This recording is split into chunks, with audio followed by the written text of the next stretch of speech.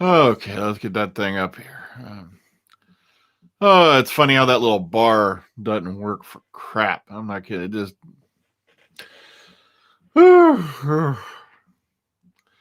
Sorry, it's been a long day. Overtime on the horizon. Weirdness erupting everywhere you look. Oh, man. Just a crazy, crazy COVID world we live in. And it only gets madder as you go along. I'm not kidding. It's just completely nuts out there in the world right now.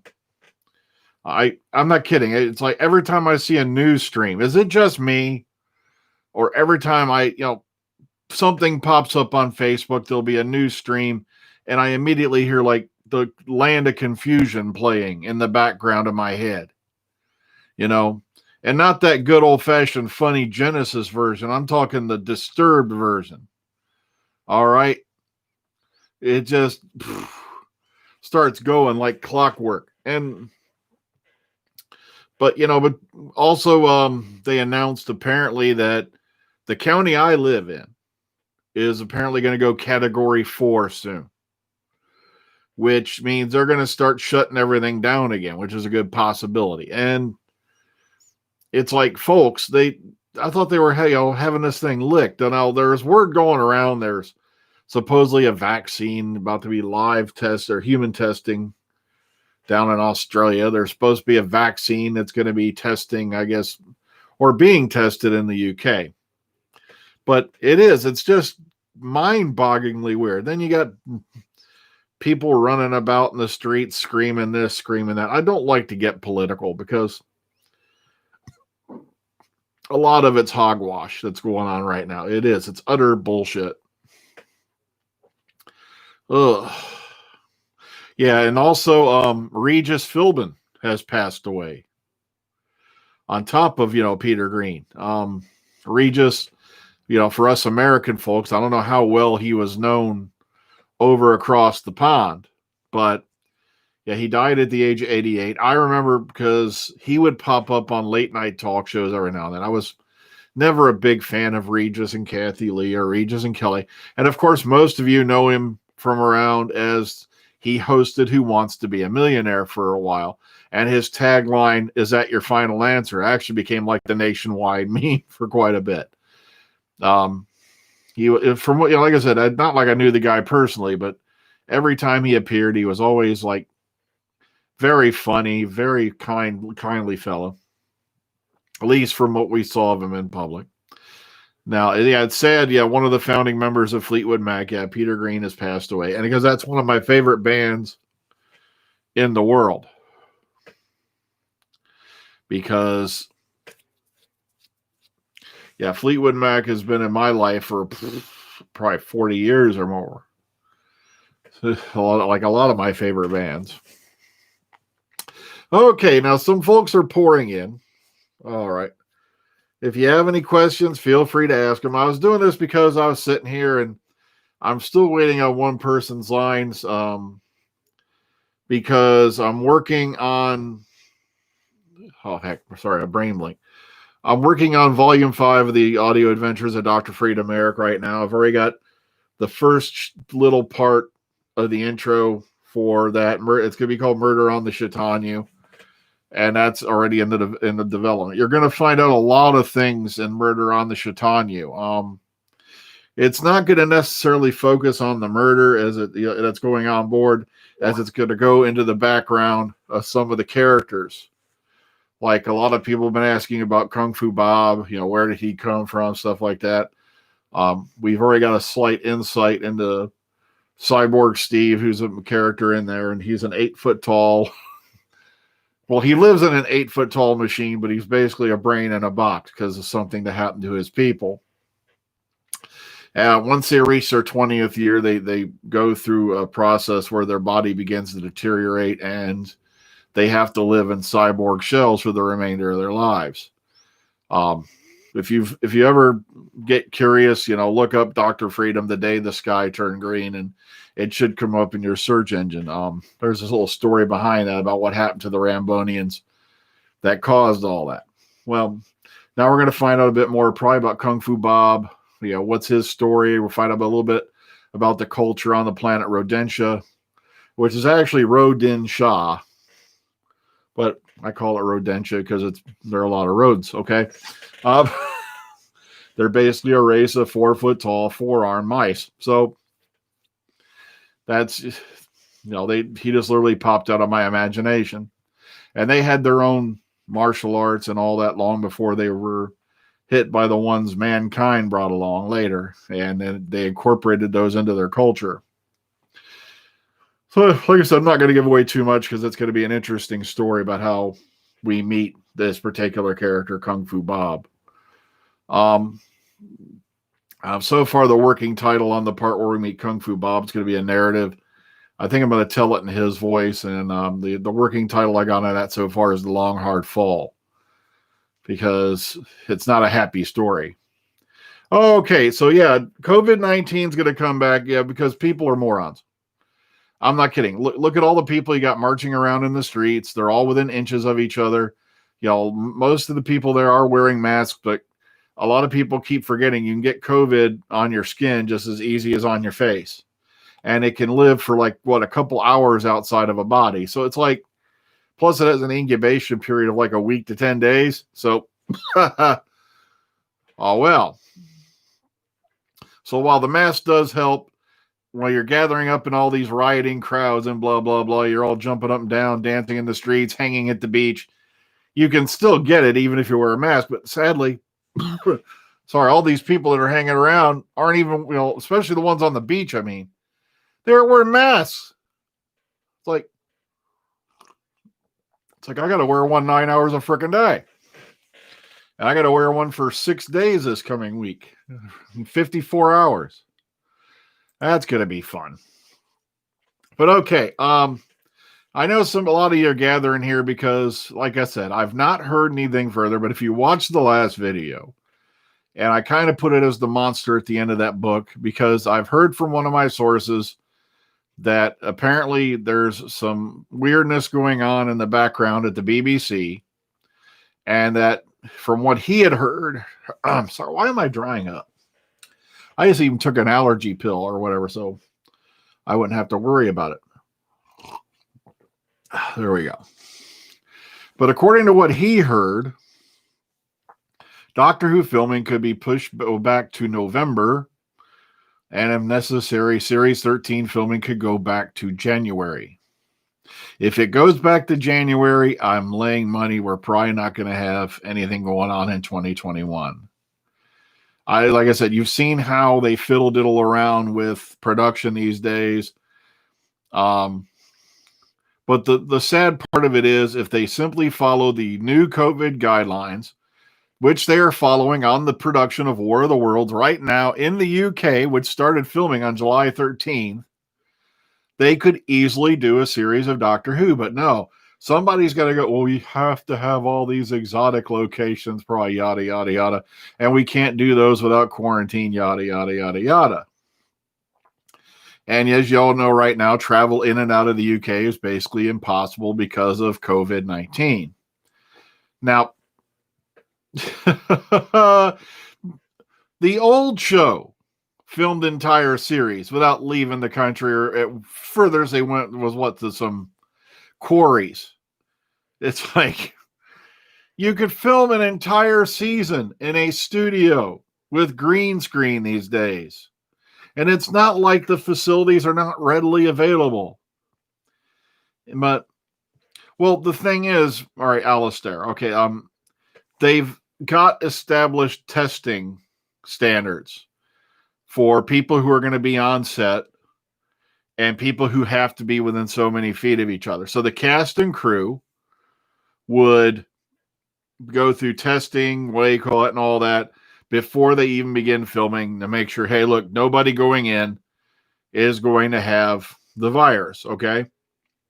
And what they would do is they would stay in kind of not like a quarantine. I kind of like to think of it like, when they do you at a court, they keep you isolated and all that until such time as the filming is done.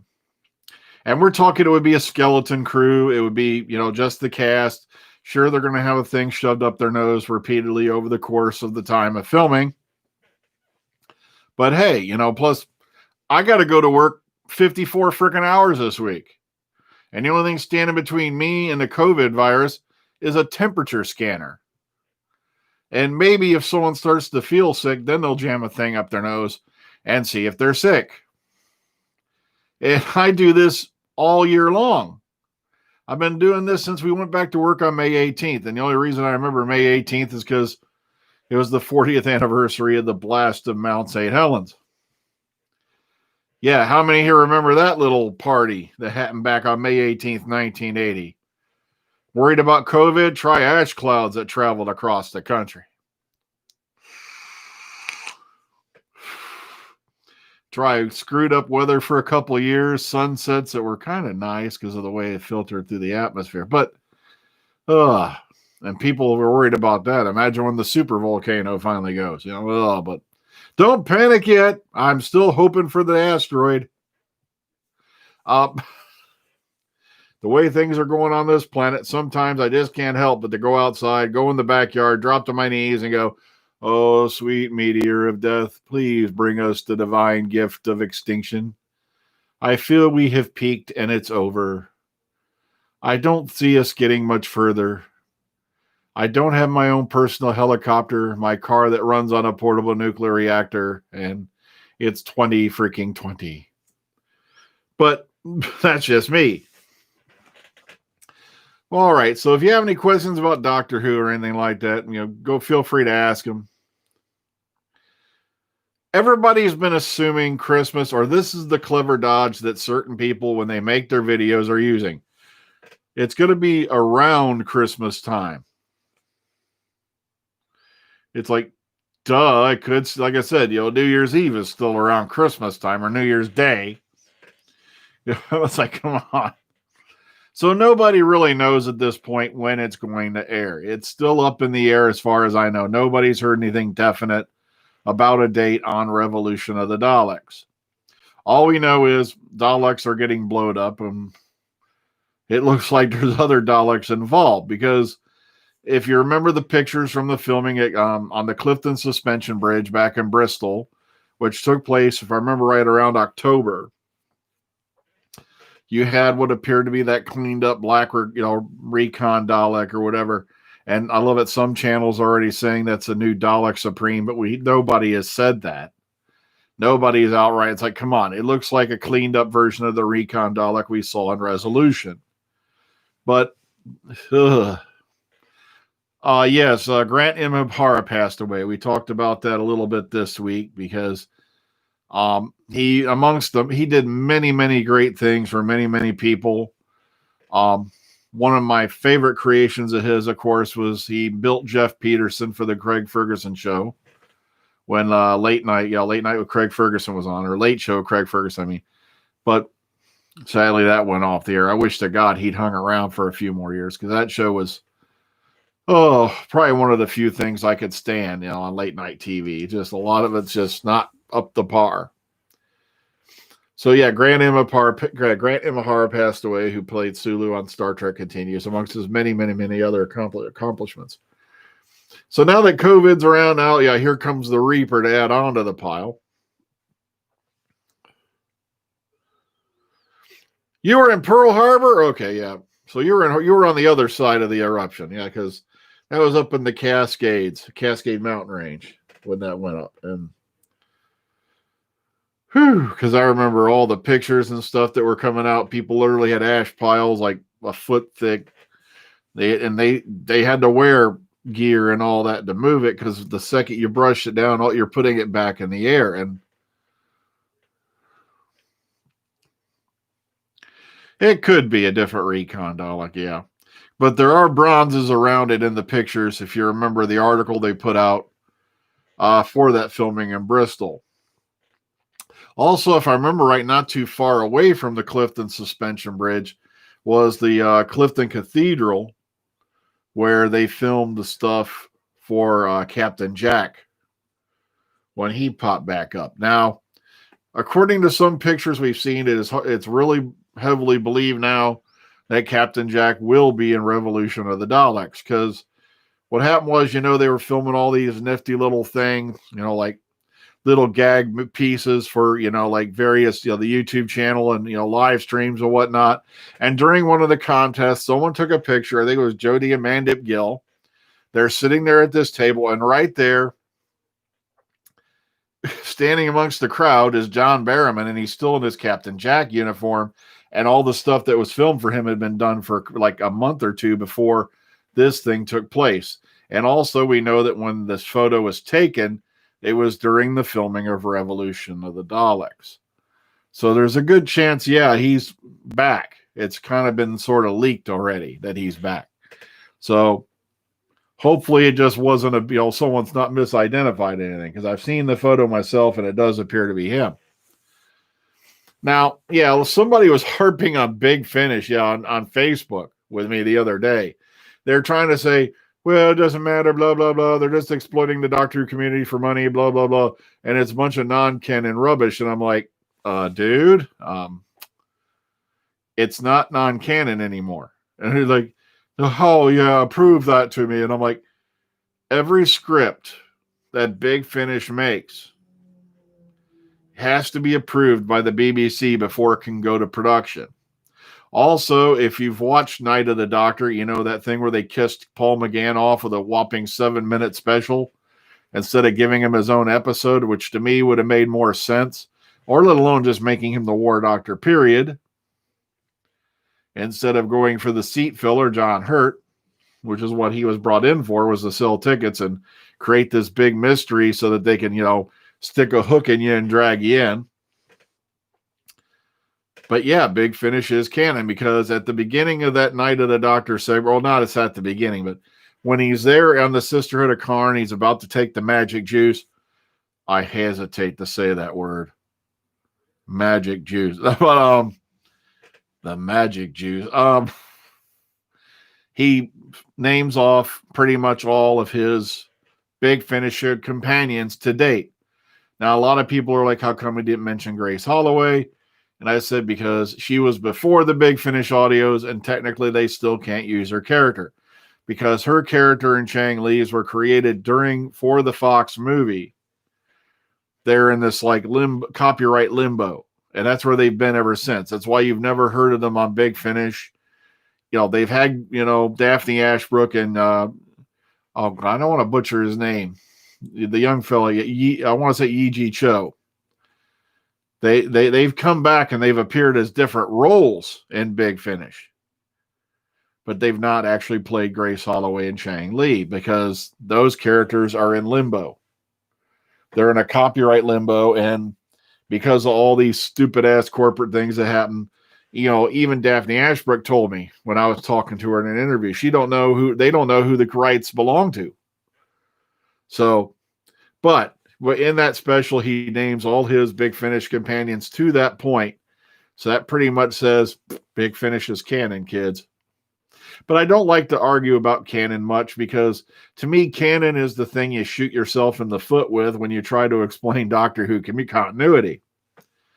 Because Doctor Who continuity has constantly shifted so much over the last 57 years, which is why I laugh in the face when the people who go, it's all broken. The timeless children ruined Doctor Who. It's ruined. And I'm like, dude, they're just picking up on something that happened back in 1976 in the brain of Morbius. Now because Eric Roberts is playing the Master. Master was a pre-established character before the Doctor and the Master are characters owned by the BBC. So that's how they got away with Eric Roberts playing the Master, because the Master is already an established owned BBC character. You see what I'm doing there? Also, the fact that I still to this day scratch my head, because I was like, how many versions of frickin' Scarro are they running around there? Is there just like this big copying machine that's stuck on that keeps shitting out a new Scarro every 5 minutes? Because we saw the Seventh Doctor, trick Davros into wiping Scarro out. And then next thing you know, there it is. And then, oh, look, we wiped it out during the Time War, but there's another one. How many Scaros are there? You got to wonder. Must be confusing for the Kerblam men to figure that shit out. But yeah, so there's no license for Grace and no license for Chang Li. Even though they, Yi Ji Cho, if I believe has how it's pronounced, because he was on. We had him on Legend of the Traveling TARDIS not too long ago, and I think the proper pronunciation is Yi Ji Cho, because it's a weird spelling thing. I don't want to be like. You could say so, I think, as well, and you can get away with it. But when I say so, I think of General Tso's chicken, and that's kind of racist, ain't it? Good, because that's Chinese food. But, okay. So I'm just going with that. But he didn't mind how we pronounced it there. Okay. So it's in a book. Now, books are not canon. Didn't you know that? No, I'm kidding. Because there's been arguments about that as well. It's like, oh, goodness gracious.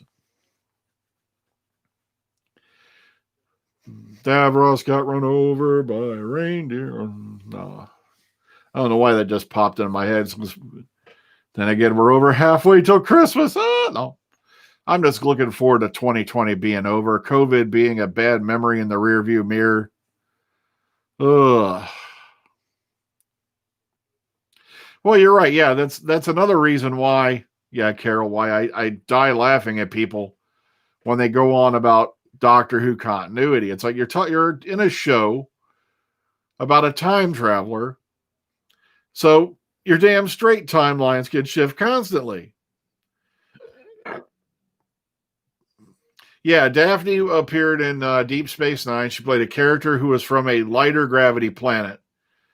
And what happened was, a lot of people don't know that the character Daphne Ashbrook played, who was from the light gravity planet, who had to go around in a gravity chair, was supposed to be one of the primary members that was proposed for the pilot of Deep Space Nine. But it was later abandoned because of filming issues and stuff like that. They hadn't really designed the chair or something along that line. So the character who was in the wheelchair because of the heavier gravity was supposed to be one of the primary primary characters, and it never got picked up on after that point. It's Yi Ji Cho. It's TSO, but I think he said it's pronounced Cho. So I used to pronounce it so because that's how a Westerner like myself would look at it. But I think he preferred the pronunciation Yi Ji Cho. It's not spelled CHO, but it's spelled TSO. You got that? Yeah, that's right. Well, all right. Okay, now you think the Time Lords are the Kasarvan. No, I think the Kasarvan were actually an original race. I like the fact that we've brought in more original races and all that. Now, one of the things people have been going on about again, and I'm getting sick of it, because it's once again the fandom tripping over their own shit. The reason why you did not see any of the older classic enemies in Series 11 is because people were pissy about it. I'm sorry. I've been in this fandom for a long time, and I kept freaking hearing it over and over again. The Cybermen have become boring. They're overused. The Daleks are a joke. They're just appearing too often, and they give them both a year off. And what did the fandom do? They bitched, like they bitch about everything. Oh,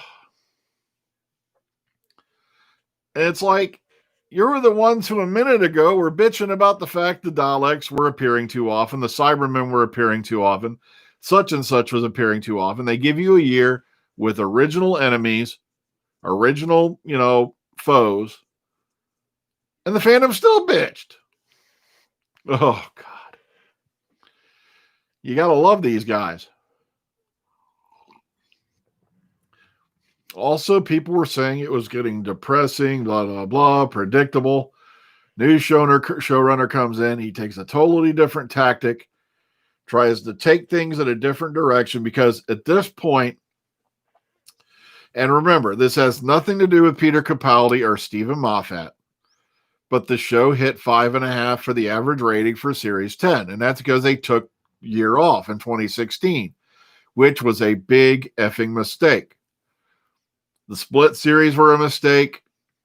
Now, the reason a lot of people are going, well, no, it's RTD's fault. No, it ain't. RTD did that half year because he wanted to take some time off because he was moving, I guess, across the pond. Plus, he wanted the new team coming in to be able to have a smooth transition into Power. Plus, the studio facilities were switching everything over to HD filming. So they had all these things going on at once. Yeah, they did kind of look like, well, they kind of like the Vord. I remember that bit, where there people were thinking the Kasavan were the Vord. But it's kind of nice to see a new enemy that we've not encountered before. We don't know their abilities. They're obviously having a little bit of trouble moving around in this particular universe. And then we find out, and I still die laughing at all the crap people are throwing up about the Master for that season. And I'm like, dude, you're just pissed off because you didn't see it coming. The only reason I knew it was coming is because somebody I knew had run across something, earlier that year. But at the same time, I was still holding it as a rumor because he had also said the Sea Devils were coming back. And of course, no Sea Devils. That didn't happen.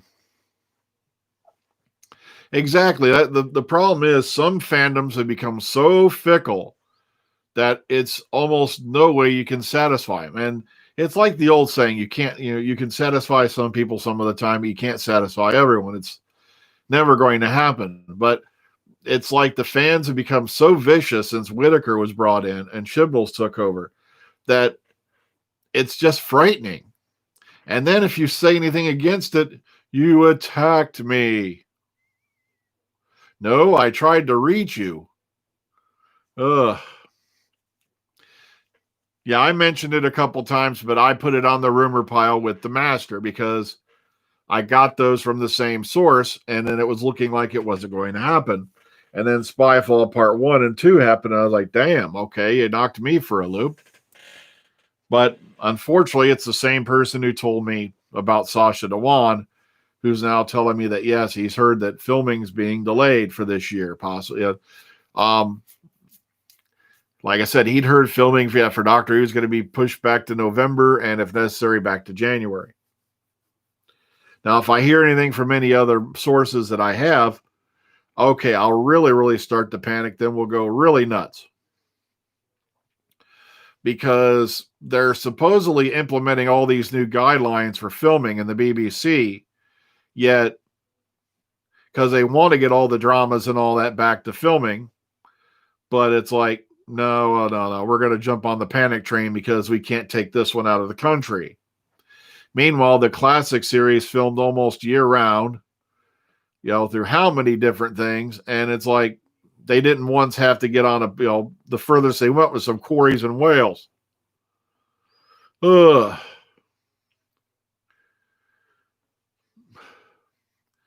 Okay, stories like TC. What's TC? Okay, well, heck, I remember one of the reasons I got into this whole biz was I think it was the Mirror. And the scary part is I think you can look that article up to this day. The Mirror was saying that the villain for Series 5 was going to be Gillian Anderson as the Ronnie.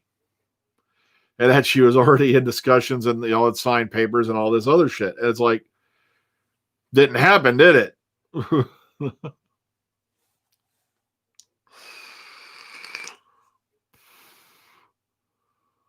Are you talking about Torchwood Children of Earth, Carol? And it was believable because Gillian Anderson lives, or I think still lives, in the UK. She lives in the London area. So it's not like it's a big stretch, for her to go down and film in Wales. So that's why a lot of people bought into it. They had me buying into it. And of course, it didn't happen. So I was like, Oh, Timeless Child. Oh yeah, okay, Timeless Child. I see what you mean. TC, the old brain cells ain't working. Well, yeah, that happens. Like I said, sadly it does. It was about a child being experimented on, but I think that's one of the things that also outraged the master and all that was the fact that that turns out the regenerative ability wasn't even a natural ability. It came from somewhere else, and it came from allegedly the doctor. And like I said, I'm going to keep saying allegedly the doctor because I think he's a lying sack of shit. As you all know, there's just too many things to me, and also but then again, I had still trying to figure out why Joe Martin's doctor her TARDIS would look like the police box before Hartnell. Okay, but that's just me. Oh no, Julian has taken on other projects. Like she was in crap. My brain just locked up. She was in that one with the gods. She played media. Great. It ain't been on so long I forgot about it. Yeah, yeah, she was in sex education. Yeah, thank you.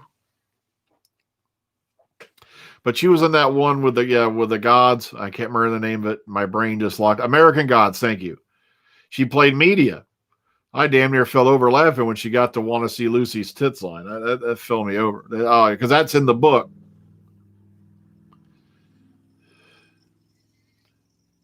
Yeah, exactly. You nailed it, Legend. That's what I mean. They have huge studios. They still have access to the abandoned studios over at BBC One Television Center. And I'm talking the big studios are still in that building. You could still put up green screens in there and film. Hell, like I said, look at the Avengers. It was basically Avengers, Guardians of the Galaxy. Entire huge sections of those movies were all filmed in green screen studios. They didn't have to travel to exotic nowhere or actually go to another planet. And they could still film. Okay, getting a shout for you, Jamie, and Barry. And you're all watching right now from Scotland. Oh, thank you, Fraser, for setting in. But it's just amazes the crap out of me that we're going to shut everything down when, 1 minute they're saying we're establishing new guidelines because we want to get the dramas back up and rolling. But at the same time, COVID's been making a comeback, especially here. Everybody's running around like weirdos with no masks on. And it's like, sure, I don't like wearing a mask or anything like that, but I do it anyway because sure, it's a slight inconvenience and I can live with it, but it makes somebody else feel better. Hey, yeah, they could film all the studio stuff first. You got it right. They don't have to do it in order anymore.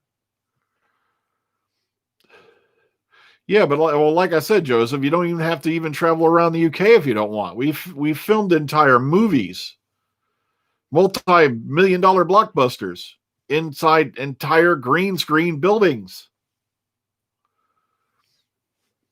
or green screen sets. So it's like you don't even have to travel around. They could do all this stuff right there in the UK. And like I said, the furthest you'd have to go maybe is hit one of the big studios, and bam, you're set. Ugh. But of course, we must go off to Spain so I can sit on the beach and suntan my balls. Oh God. Ugh.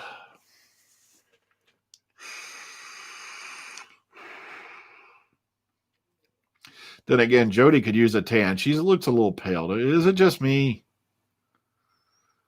I wish she'd keep the longer hair too. I don't know. How many here would think Jody would look better as the doctor with longer hair? Wait, yeah, am I good? Am I nuts? I think they should let her hair keep growing. I think she looked better with longer hair. Or maybe it's a thing they're afraid she'll get it caught in the console. I don't know. That'd be some trippy shit. Doctor's been traveling the universe for thousands of years and gets taken out by an accident when the TARDIS sucks her in by a hair. Talk about there's one you don't want to put in the 500-year diary.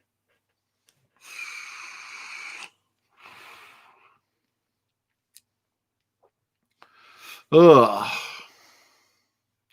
Also, I think they should keep letting her shift her outfit more. You know, it's like I can understand the striped shirt thing and all that, but it's like, come on, get a darker jacket in there.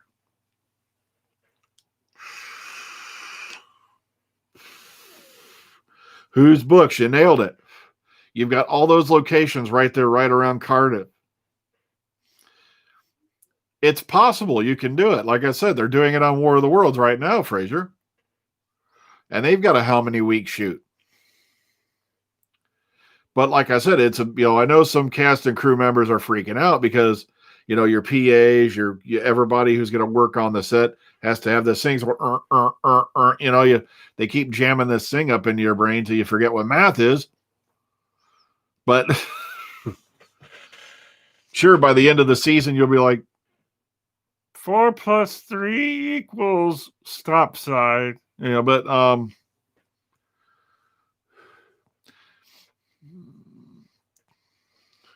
well, yeah, it'll be an insurance issue, but like I said, the BBC was establishing all these guidelines because they wanted to get the dramas filming again. It's like, how long is this going to go on? It can't go on forever. Otherwise, you're not going to have anything to air, and the natives will get restless. They'll be tearing down the walls of the studio down in Cardiff. Ruth Locke will have torch-bearing, crazed pitchfork ramming people, kicking in the doors, going, "Where is my Doctor Who, you son of a bitch? Give me more Doctor Who, you son of a bitch." Why am I drifting into a Russian accent? I don't know, but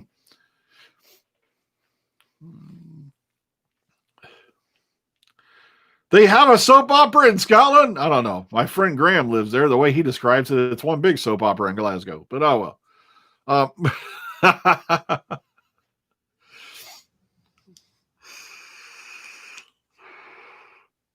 I know if they have to delay it, I'm not going to cry. I'm not going to go crazy. I'm not going to bang my head against a brick wall. It's just a fact of life.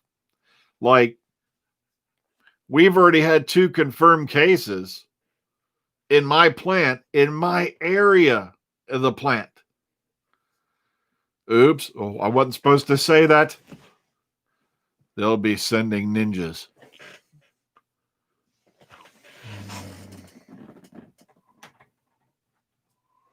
Whew, okay. The ninjas don't come till after dark, so I'm fine.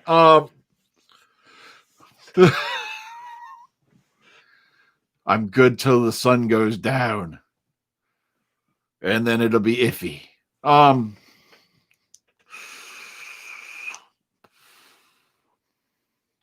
I really do hope they develop a vaccine for this thing, though. Not because of the fact that it affects television production, but it's just so many lives have been affected by this disease.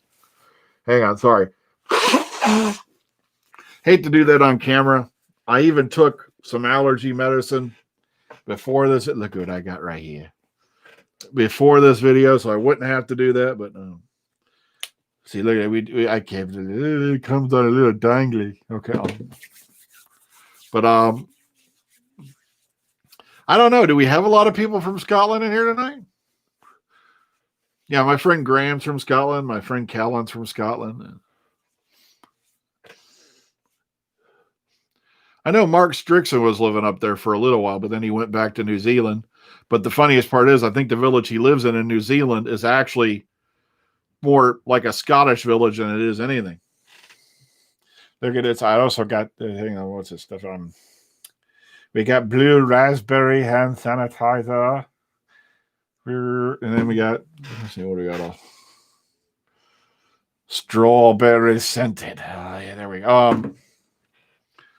You haven't missed much other than the fact that, Troy just popped in. I have a source of mine who's saying that Doctor Who filming is probably delayed till November and possibly January if necessary.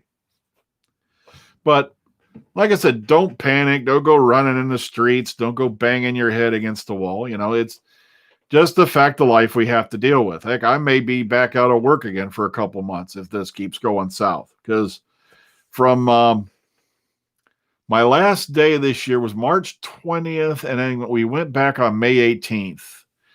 And the only reason why I remember May 18th, as I said before, is because it was the 40th anniversary of Mount St. Helens erupting, which was a big deal when I was a kid. I think I might even still have that book somewhere around here that I got from Scholastic Books. Yeah, it was called The Big Blast. It was about the whole big thing with Mount St. Helens going boom. Got 3 points on my driving license last year for driving on the A9 in Scotland. You see that, Fraser, what your people did to this poor person here? Oh, that's okay. I got busted doing what was it, 70 and a 55 not that long ago. And that was back when I still had the BMW X1. And oh, there was a car that you barely touched the accelerator. That damn thing would fly you to the moon and back. I'm like,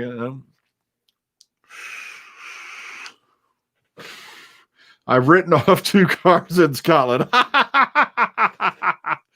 We've gone from Doctor Who to automotive adventures in the Highlands. Oh, numbers in Illinois are starting to go up. Yeah, they're going back up here in Ohio too.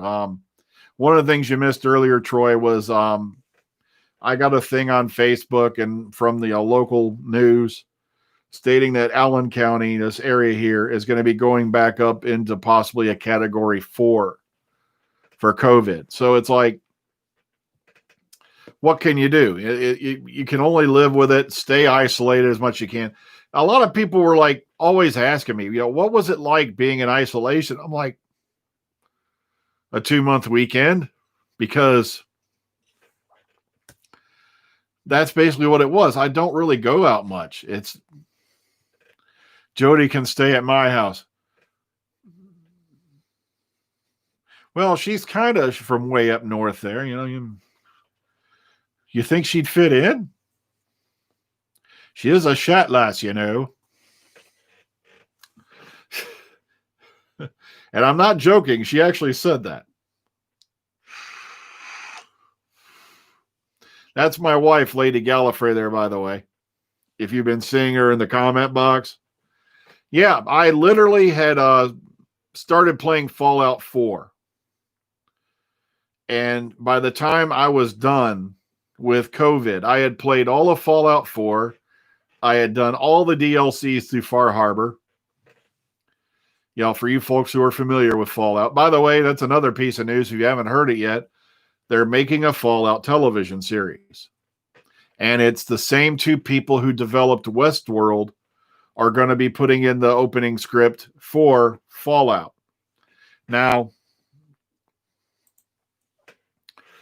of course, we're all a little bit angsty about that. There have been many, many great storylines in the Fallout universe if you're onto it. So it's kind of like a sacred kind of thing, because I've played Fallout 3, I've played Fallout 4, I've played all the DLCs. I did try to play 76, but it's like, So if I go back in the thing, I might have to crawl back into it. I haven't even booted it up in over a month because it just didn't measure up to 4's quality as far as I'm concerned. But the series is, get ready for this. Yeah, it's Amazon. You're right, Troy. It's Amazon who's got it. Plus, they basically gave these 2 people, and I wish I could remember their names. It was the 2 founding minds behind Westworld, the series. And they gave them basically a pay or play deal. If they hand in the script and they don't produce it, these 2 people are still going to get paid as if they did the whole season. But if they hand it in, they put it into production, then they make the whole season.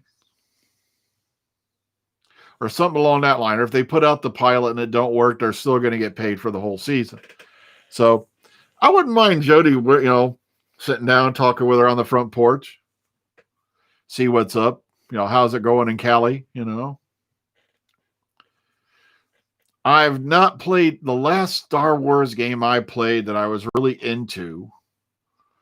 I love the old Knights of the Old Republic series. I've played X-Wing. I've played X-Wing Alliance. I've played TIE Fighter. I played all those ones back in the day, which, by the way, you may want to look up a guy named C. Andrew Nelson if you played any of those. Yeah, so yeah, 76. I barely played it for about a week, 2 weeks, and then I went back to work, and it's just I just couldn't stay into it. It's just it didn't have the appeal that 4 had. 3 was good, but there were some things in 3 I didn't like. And sadly, they brought those things back in 76. Like weapon damage. Are you telling me honestly that because I just took a gun out or even just carried it with me, that it's not going to fire and do the same amount of damage because it might have gotten damaged in battle, even though I didn't even take it out of inventory? That's also, they had you looking for food constantly. Then you had to have wood to burn fire to make food and water. And you had this little meter that told you constantly if you were too thirsty or too. That was the crap they had in 76. And I'm like, I was so busy looking for food, water, and wood that I never even got to really enjoy the game. Plus, they had all these stupid little side quests that kept popping up that were just utterly ridiculous. And it's like I lost track of all the main quests because all these stupid little side quests, half of which I couldn't accomplish because I was level 15 and still had no damn lockpicking skill. Ugh. But yeah, so there's a possibility of a Fallout TV series coming out next year. I wish them luck with it. I really hope they can push it, make it work. But the big problem is, what storyline do you follow in the Fallout universe, to make a decent series? Because I'll always say stick with the 4. It wasn't sexism with me towards Clara. It's just I think Clara stayed on too long. I really think she should have left, and Bill should have been brought in sooner. Because we felt, and at least I fell in love with Bill Potts in the one season she was there. And I think she could have used some more development. And, they dragged Claire in mid-series 7, if I remember right, because they dragged poor Amy Pond and, they dragged the Ponds back for 5 episodes so they can, do that. God, the Angels Rape Manhattan. I still can't believe people think that's a good episode. I just can't figure that out. Oh, yeah, Boys, by the way, Troy has been renewed for a season 3. No, I haven't watched it yet, but yeah, they should have just left Amy and Rory where they were instead of dragging them back so we can go through this impossible storyline of dropping them in the past with one of the lamest ass excuses that the Doctor can never see them again, because guess what? The reason why that was done. I hope you're all sitting down. Let me have a drink here. Because Karen Gillan wanted the character, if they brought her back, to be taken care of in a way that she could not return. But she didn't want to be killed off. And I'm like, what? No, it's just Clara became a bit of a Clara Sue. And I hate to use that term, but it's true. Come on, she wound up basically immortal with her own TARDIS, with her own immortal companion who's billions of years old. And the thing is that always intrigues me is what happened to that other guy who got that little chip from the way caught, that he became immortal. Did he get whacked out, by the end of time, or, what happened there? You remember back all the way in the girl who lived, or the woman who lived, you had that other guy who got that chip put on him. I wonder what happened to him. Is he going to get his own Big Finish series? Why do I have an eerie feeling it could happen? I tried getting into the Missy adventures. I just couldn't get into it. It's not that it was bad writing or all. I may try again for the Missy Big Finish audios. Orville's coming back later this year, but I don't think it's going to be till towards Christmas. It's weird how many shows are jumping ship. Like YouTube has shut down its big thing, and now like Cobra Kai. Anybody here watched Cobra Kai on YouTube? It's going to Netflix. Season 1 and 2 are going to be on Netflix later this year, and then season 3 will premiere on Netflix. And if you're a fan of the Karate Kid series, it's not just nostalgia about the old series and all that. There are flashbacks every now and then. but it's more of a take on what happened to these two characters over time since all that occurred. Next, Karate Kid, who gives a crap? Yes, that was, yeah, Who's Books, that was confirmed at Gallifrey 1, the 1 year. That, yeah, he is post-Missy. Yeah, that's what I mean. I want to get back into the Missy series again because I've been, I got to get back in the Big Finish period. It's just, what happened was I started listening to a series called The Undead. And it started off as a basic, like your basic zombie apocalypse type deal, but it evolved over into a totally, it went across like 20 something books. I can't remember how many books. And it took me a while to get through all those on audio. And the virus over time is evolving. It's not just, it started out as mindless zombies and all that, but then it became like a collective. Then it started focusing intelligence. It actually started, now it's using strategy. So now you just ain't got a bunch of mindless zombies out there. They're learning strategy. They are on the point now in this book series that sooner or later they know they've lost the war when one of these things picks up a weapon and they know how to use it. Yeah, so it's why I liked it. Plus, it's got a lot of comedy in there. Like I said, it's called The Undead. I believe it's I want to say R.R. Haywood.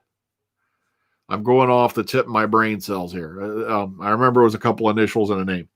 But then I went back into the Destroyer series, which fortunately I had a copy of because it was discontinued many years ago by Graphic Audio.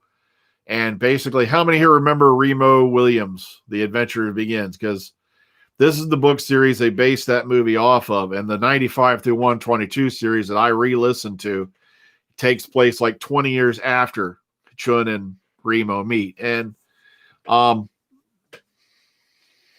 was really hoping the Shane Black project was going to work because he was going to do an updated version of Remo Williams. You know, Shane Black, who's written like Predator, shit like that. But nobody's heard from that in a couple of years. So it's not like, I don't think he's been able to get it off the ground. Shane Black, yeah, he's written a number of really hit movies. So I'd love to see what his take. Well, the short-lived show was a pilot episode. That's all they got. The pilot episode was named The Prophecy, and in that one, Chun was played by Roddy McDowall.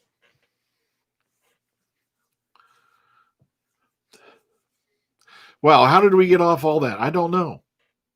See, that's what I like when I start these things. So sometimes I'll start off on one subject. I don't know where the hell we're going to land. Wacky lands right over the horizon. Let's aim the jet and go. You know?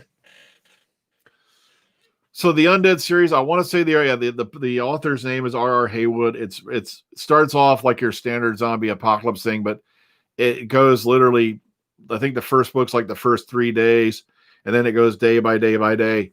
So if you can look it up and find it, it's a really, really good read. Also, though, yeah, the wife and I are trying to get caught up. How many here have been watching like Stargirl? Anybody?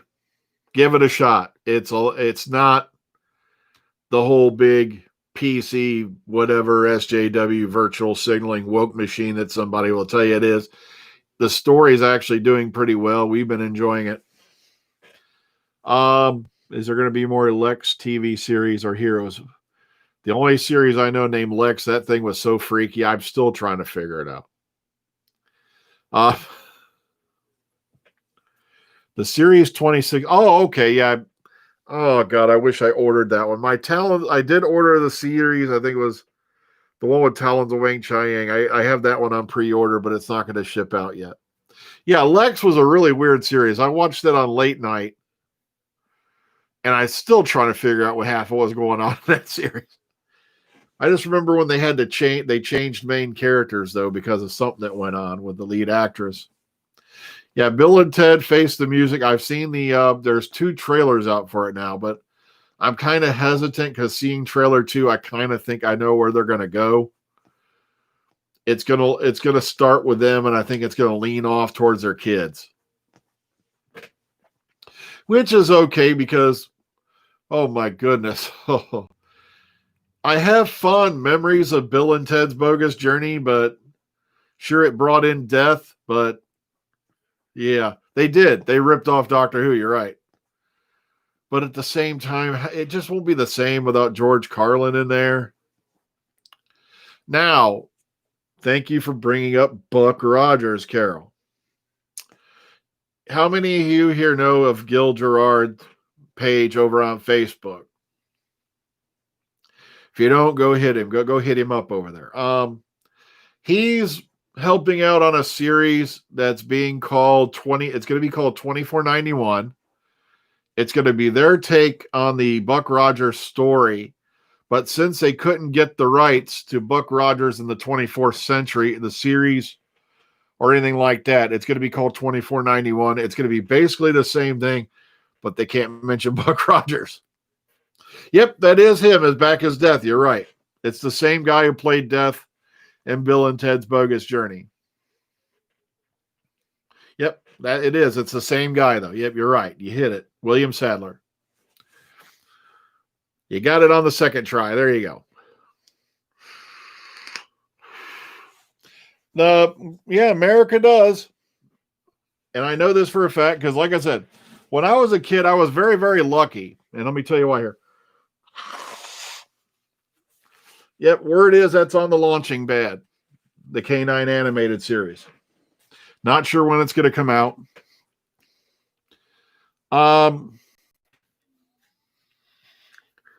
Okay, William Sadler, great. And I lost my train of thought.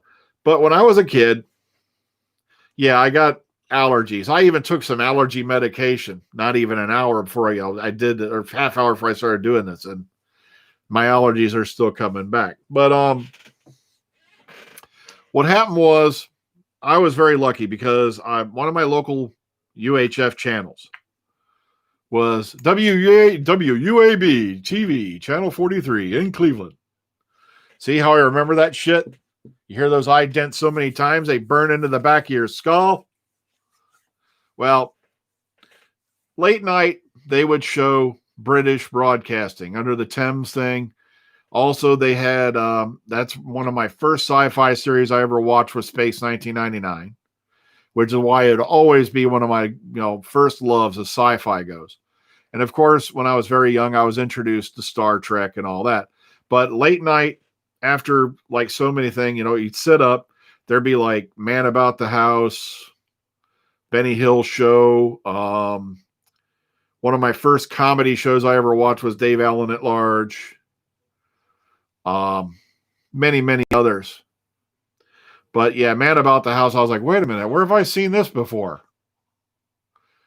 And then, of course, one night I finally sat there and did something I'd never done before, which is I watched the end credits for Three's Company. And it's right there, based upon the British TV series Man About the House. So that was my opening. Plus, I started to notice other things. Like one of my shows, growing up comedy-wise, was Sanford and Son. Red Fox, Damon Wilson. Funny-ass show. But, of course, today they couldn't air it because we're too racially sensitive. And it was based off, if you sit there and watch the end credit, based off the British television series, Steptoe and Son. And if I remember right, there was even an episode where Steptoe and Son appeared on Sanford and Son. I think they did a slight crossover deal where they appeared as different people. Well, yeah. Do you think Time Lord Victoria is going to be impossible? Yeah, because if you don't keep up on all those ranges, the parts of the story are going to slip past you. Kevin Smith has promised so many remakes that I don't know if he's going to live long enough. He's been too busy trying to pimp his daughter out as an actress. I hate to say that, but it's true. Come on. She's been in every single one of his movies since she was barely old enough to stand up on her own. And of course, he named her Harley Quinn. There's going to be a popular name in Hollywood. But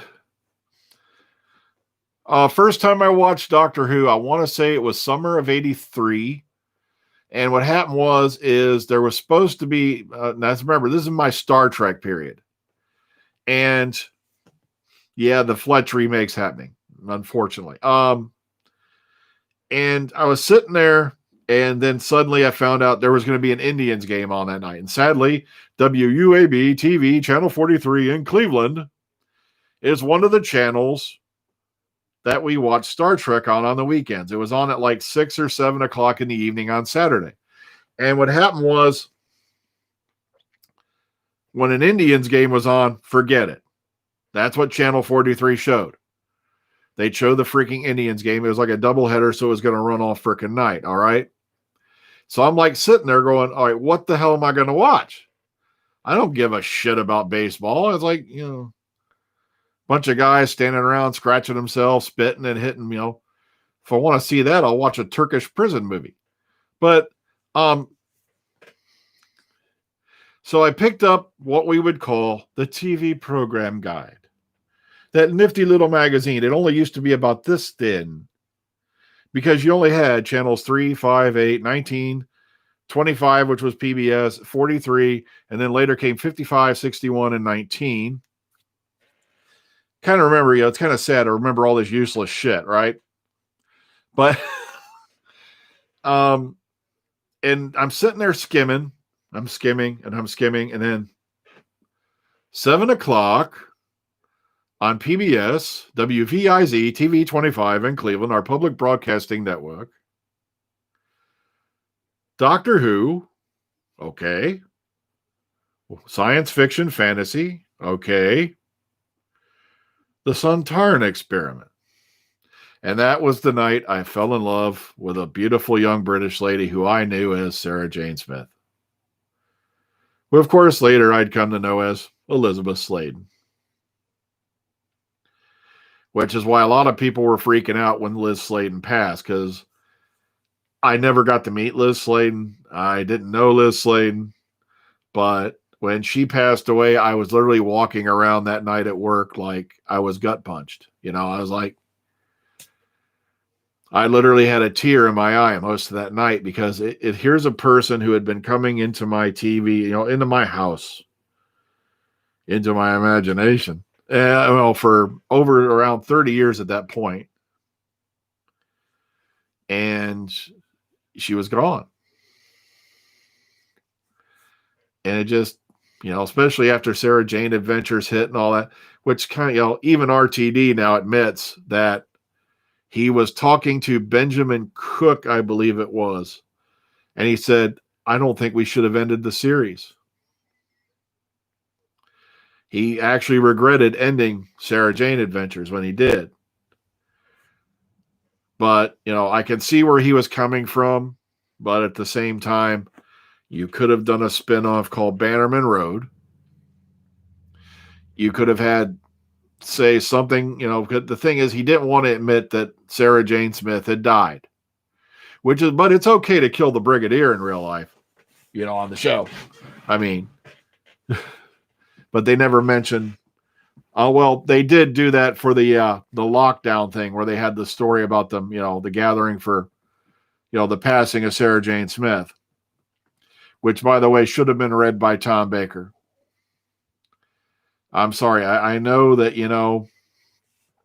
what do you call it? What's his name is a good narrator, but I just didn't feel it with him. When I was listening to that, I heard Tom Baker giving that story. That guy they brought in to read the 10th and 11th Doctor stuff to save money. But that's just me. So that's how I wound up watching Doctor Who. I've told the story quite a few times. It's been a while since I've told it, though. And that's how I ended up hooked on Doctor Who. And like I said, this was at the beginning of summer.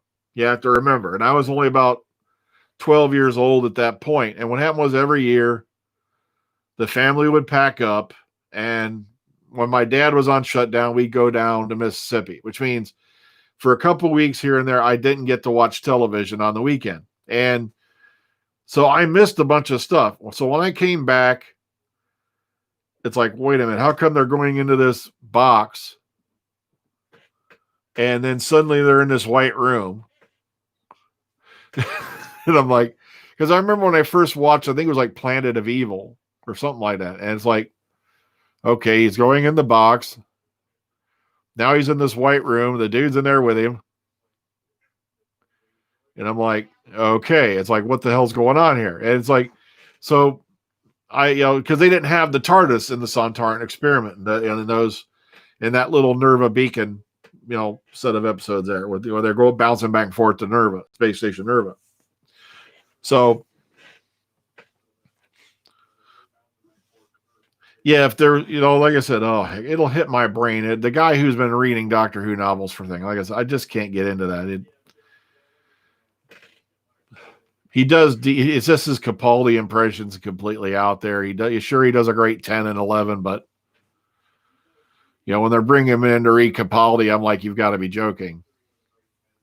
But like I said, one story I've heard regarding that is Peter Capaldi has not done Big Finish because he was heartbroken. But like I said, that I've only heard that from one place, and I can't confirm it. So if there are any more questions, concerns, anything like that, because we're coming into the 7 o'clock hour. She pushed open the door. Sorry, one of my cats pushed open the door. So I keep the door closed while I'm in studio mode, so that way you don't get any background noise. Sure, you still heard that probably heard that loud ass car going by. But right now, is anyone still in the chat? Okay, Jacob Dudman, he's okay, but like I said, when they did the Sarah Jane thing for, her funeral and all that, it just didn't work for me. I just wish that they'd gotten Tom Baker to narrate that because I felt it was his place to do it. John Pertwee is no longer here with us, but, Tom was with her for the longest is what I mean. Yes, you see, that's the thing. If they had done the Bannerman Road idea, where, you do admit something happened to Sarah Jane Smith, which, of course, they just now did during lockdown a little bit earlier this year, because RTD was going to make it so that in your mind, Sarah Jane Smith is still out there doing her thing. All right. But now they've done that thing for lockdown where they've acknowledged that, yes, Sarah Jane Smith passed away. Like I said, do it as Bannerman Road, bring somebody else in to help out, or you've still got multiple people you could bring in to help the kids out. At that point, you come on, you could have brought in Ace to take over, because I feel so bad because poor Sophie Aldred has gotten boned over so many times, because of circumstances. Because she was supposed to be in the next series of the Sarah Jane Adventures. Coming back as Ace. See, what else did they bring up? Apparently, like, Tom Baker was supposed to make an appearance of Esther McCoy. And all these other people that were going to pop back up. And sadly, it didn't happen because they ended the show when Liz Sladen passed away. Also, we found out later that the reason why they had Ace appear in the Class Big Finish audio series is because they were going to bring her in for series 2 of Class.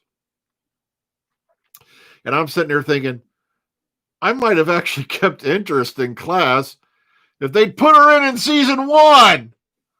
Sorry, I got to shout that, but come on. So many missed opportunities in Class. I don't know what your opinion is on it, but yeah, K9's getting an animated series, apparently. I think it's from the fellas who created him. They were originally doing a K9 versus Omega movie, but exactly. I think they should have kept it going, and even RTD now regrets having shut down Sarah Jane Adventures. Because some of those scripts wound up on the Wizards versus Aliens show, but I never got into Wizards versus Aliens. It just wasn't my bag. The whole wizard thing's getting to be passe, baby. What are you going to do? I got to go take a wizard. Well, wasn't that wizard? Okay. Yeah. Like Capaldi, when you had all these people visiting him on set. Capaldi begged Moffat to let him bring, Carol Ann Ford, Katie Manning. I think it was also Janet Fielding, Louise Jameson, because he so loved them in the old show. And Moffat had to say no because the suits up on floor 6 said no. The same way they said no when the 50th anniversary special got made. And it's almost like they're scared that, people will fall in love with these characters again and demand a spinoff. I'm sorry, I did not like Class at all. It had such potential. It could have done so many great things, but you can't base a series off a location and say it's in the Doctor Who continuity and say, oh, look, the Doctor visited there once.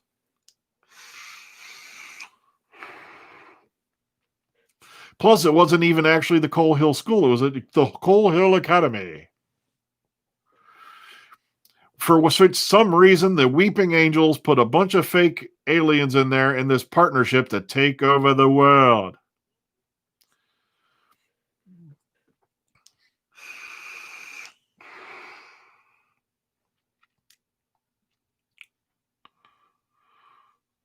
Yep.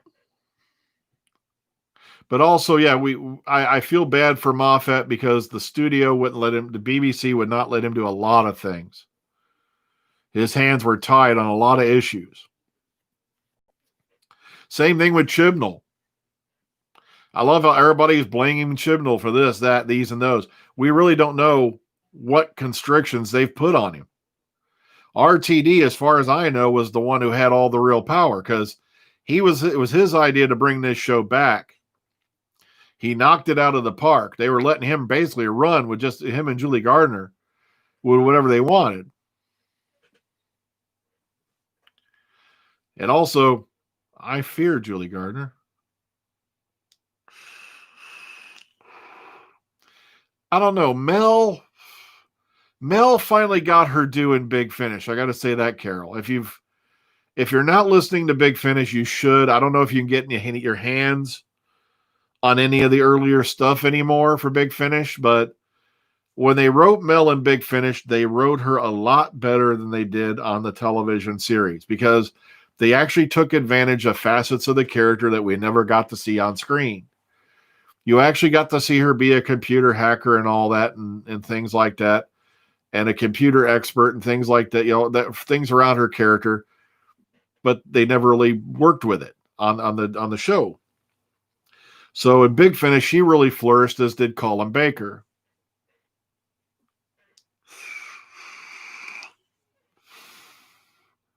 Oh, don't remind me of Chaos in Cardiff because, like I said, I have to admit I fell for that hard. I had like 4 or 5 people who fell for it, who had me convinced it was real.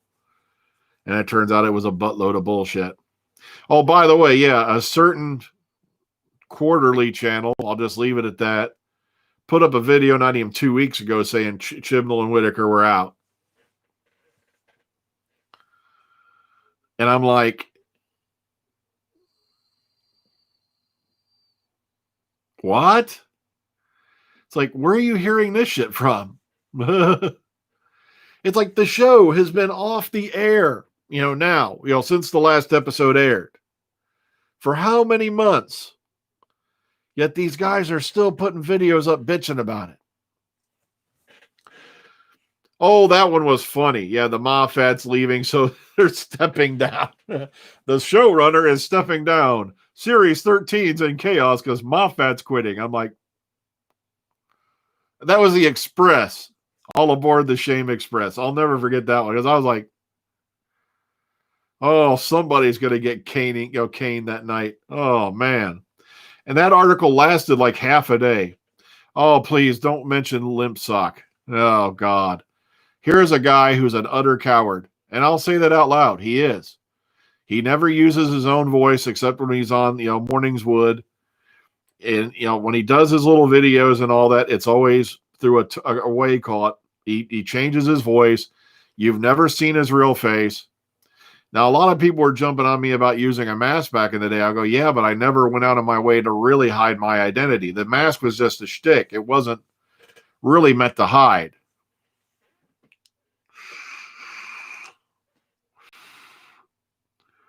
Oh, yeah, I remember that when he jests at Scars. That was one of the dreaded range they don't talk about anymore, which was the Unbound series, if I remember right. Because they had that one where the Doctor fled, he became a woman. That was Exile. There was also the Master played by Mark Gatiss. Also, you had David Tennant there playing Colonel Wolf in that first one they did, Sympathy for the Devil, the Unbound series. The Unbound series Doctor is still running around, by the way, if you've been listening to Big Finish, David Warner, because Bernie Summerfield kind of jumped into another universe, and she's been traveling around with the Unbound Doctor, who's played by David Warner. Oh, Full Fathom 5 was freaky. I was like, damn. Yeah, I kind of like the Unbound series because it took the gloves off. They did some really wackety shit in that series. I'm like, kid. It does, doesn't it? Okay, I agree with you on that, Troy. I definitely agree with you on that. But the thing was that I noticed is when they announced Jodie, everybody's head went right out the window in a weird land. Yeah, Nard Kotick. Yeah, he's been going on since. And like I said, I had a friend of mine who, before this first episode even aired, was walking around saying about how it was going to suck, how this, how that. Here's the thing. And I have some friends of mine who still don't like the whole Whittaker era. And it's like, that's your opinion. Okay. But did you honestly sit down and give it a chance? Because I was one of those guys who was very, very wary of Series 11. But when I just opened my mind, sat back, relaxed, and then, let myself enjoy it, I started really enjoying the Whittaker era and all that. It's the same show. It's just changed. And it's done that multiple times over the last 57 years. Yeah, Midnight's Edge used to be a great, great source of news. Then there were some people they signed on whom I will not name, and they just gone off into La La Land. One of my favorite things about Morningswood is, as I call them, is the fact that right at the beginning of every episode, when they start announcing all this stuff they're doing, right? That this big story. Everything we've heard at this point should be, from this point on, should be considered a rumor. And then they spend the next half hour to an hour, whoever, how long, talking about it as if it's factual information. Sure, they give you this little warning at the beginning saying, this is probably all bullshit. But then they turn around and say, no, and they start talking about it like it's an actual issue. Like, here's my favorite one, and everybody here who's been on this channel knows about this. They have been saying for the last, at least since not Rogue One, since Solo bombed. How long ago was Solo now? Okay, hang on, I'm drying up a little bit. Hang on. My coffee has gotten cold. My TARDIS has disappeared. But, well, the Sonic's been overused since the classic series.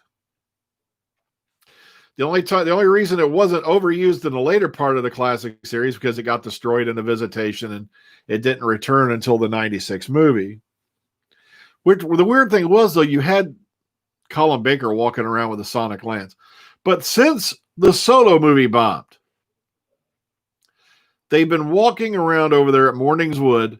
Literally, I go look up the videos. Am I insane? Am I crazy? Kathleen Kennedy's disgraced. Kathleen Kennedy's out. And I'm like, according to these guys, Kathleen Kennedy's been fired, kicked out, and burned at the stake now at least a dozen times in the last couple of years. Yet they were doing a live stream, and I can't remember which video it was, but it had Kathleen Kennedy in the title, as it usually does. And I said, guys, according to you fellas, Kathleen Kennedy was fired like 2 or 3 years ago. Don't you constantly say Kathleen Kennedy's going to be fired? And they said the guy immediately came back. And said, we've never said any such thing. Yeah, Solo, I tried to enjoy Solo. I really did. But despite the great cast,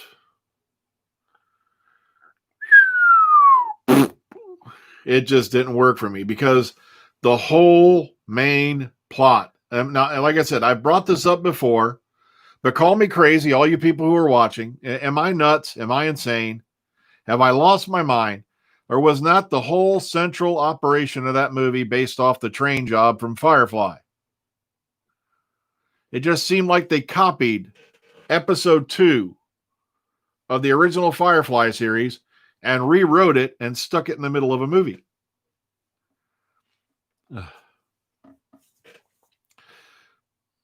No, yeah, I don't like or dislike Kathleen Kennedy, but what I'm saying is they keep saying she's fired, but it's kind of like she's stuck on there with super glue. You know, it's like they keep saying she's fired, she's disgraced, she's backing out, her contract's up, she's going to be kicked out, but it never happens.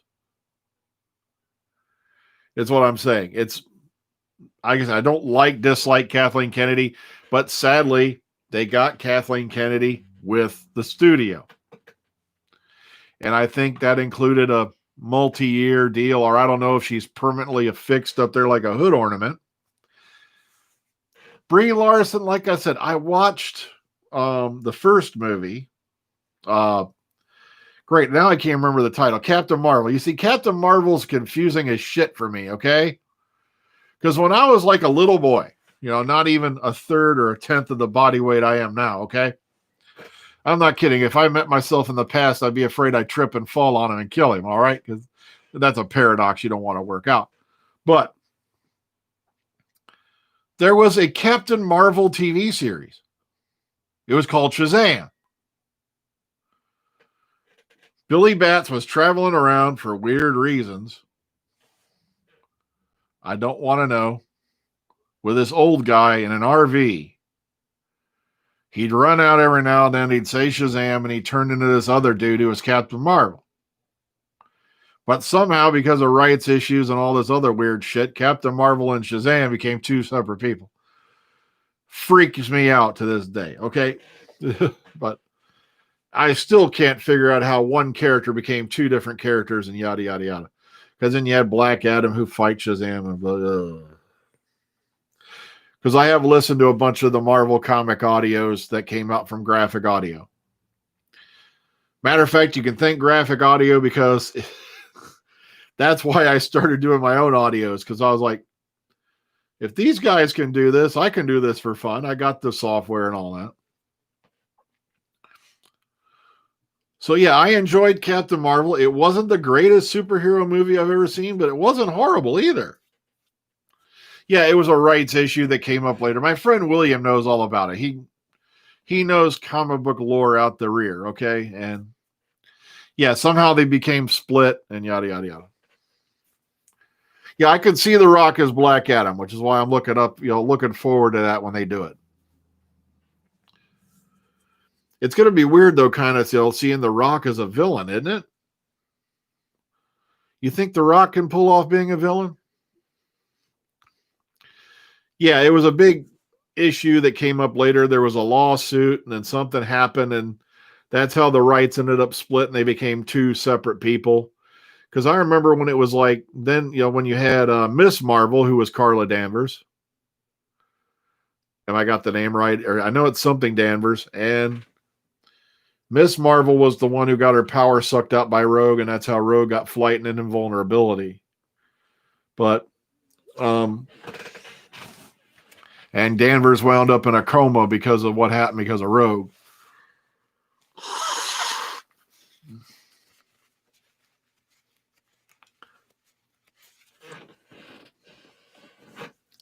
See, the main reason I know any comic book lore is you got to think the 90s X-Men cartoon series. And a lot of reading. Because like I said, I was never a major comic book guy. I mainly learned stuff. I learned like Spider-Man and all that from the animated series they did back in the day. And yeah, I'm really hoping that, because you normally see The Rock as a hero. He's not a hugely bad actor. Like I said, I enjoyed him in Rampage. So I can't say he's a bad actor because I've enjoyed just about every movie he's been in. I'd like to see how he does tackle being a villain. That's going to be interesting.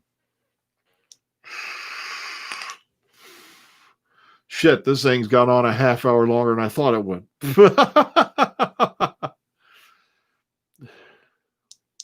Well, Black Adam, as I heard him in the graphic, because what happened was his graphic audio took, I've heard the original Civil War, the comic version, they graphic audio did an audio version of it. Those are actually pretty good. They did like X-Men versus Avengers and stuff like that. Black Widow, I'm not looking forward to, and let me tell you why. How many here remember the Peggy Carter series? With what's her name in it, Peggy Carter. God, I'm just not doing good with names today. I'm sorry. But I like her because she's pretty. Haley Atwell. She's pretty. And she's British. She could talk naughty to me with a British accent. Oh, sorry. I faded out for a minute. There was a character named Dottie in there. And it turns out Dottie was an agent. Her story was basically Black Widow's. She came from the same division, same agency, same raising, and they went into all that in the Peggy Carter series. And that's all you're going to see in the Black Widow movie. Yeah. It's unfortunately, it didn't last more than a season. I know you're just kidding, but I actually kind of enjoyed that series, but it kind of got lame as hell towards the end.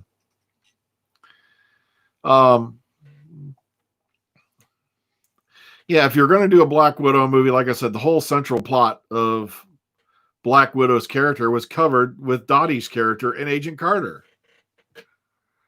So, unless they really go off the walls, plus, why do I want to go see a movie about somebody who croaked how many movies ago? I don't know.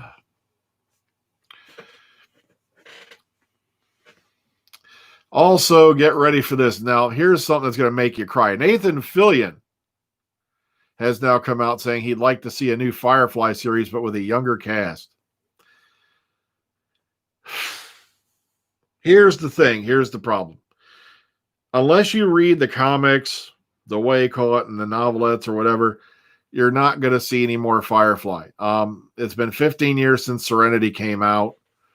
As I keep saying, Joss Whedon, when the Avengers hit $1 billion mark, he could have walked into any studio in Hollywood and said, I want to make a Serenity movie sequel, and they would have threw money at him. But obviously, once the money started coming in, you don't hear him talk about Firefly all that much anymore, do you, Joss Whedon? You don't hear about it. Because now he's on the money train. He's flying a G5. Swinging below the knees. Oh, God, I just went to Tropic Thunder. But, yeah, so Nathan Fillion's now said that. And the sad part is, ladies and gentlemen, boys and girls, we know sooner or later, since Fox still owns the rights to the Firefly property. The only reason Serenity got made is because, fortunately, Joss didn't sign everything over to the Fox Studios. You'll notice during the movie Serenity, you never hear the word Firefly mentioned once. That's because that was owned by Fox. Well, sooner or later, it's going to happen. They're going to gender swap half the characters to try to be controversial, not to really accomplish any good storytelling. Yeah, because if I remember right, Disney owns Fox, so therefore, yeah, the mouse now owns Firefly. And they'll make, Jane Cobb into like a peace activist or something. They'll screw it up. They're going to try to reboot Firefly. It'll happen sooner or later because nothing old is allowed to rest in peace anymore.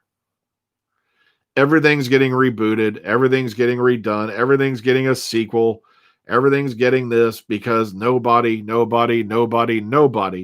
can come up with anything original anymore, it seems. And it's sad. It has nothing to do with social justice. I hate that term SJW. You know what SJW means to me? Anybody want to take a guess? Sexy Jodie Whittaker. Oh, baby. That's what SJW means to me, honey. All right. So I didn't like Joker. It was boring. And I've gotten in trouble for saying that, but it was. It was just the classic, oh, look, my life went bad. I went insane and I blah, blah. I've seen that. The motif's been played out so many times now. Plus the fact that, oh, look, he's in Gotham, but there's no, it's like it's another edition of Batman not included. Ugh. Hey, sexy baby. Yeah. Oh, sorry. But yeah, Firefly was that. It was that brilliant little story that sadly, got dropped and was killed before its time. Well, folks, it's coming up on 7:30. This has gone off at literally a half an hour longer than I thought it would. I want to thank everybody who popped in. Damn, my throat's dry today.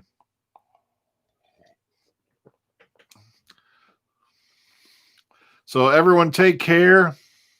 Have a good night. I'm going to get on out of here. Then I'm going to eat myself a little bit of reheated dinner and maybe do a Zoom call with the gang. See you on the flip side. Please, COVID is still out there. Use some common sense. See, look at this. We got this here. I got this here. Got that here. Wear your mask. Keep some sanitizer with you. Be safe out there above all things. So have a good one. Good night.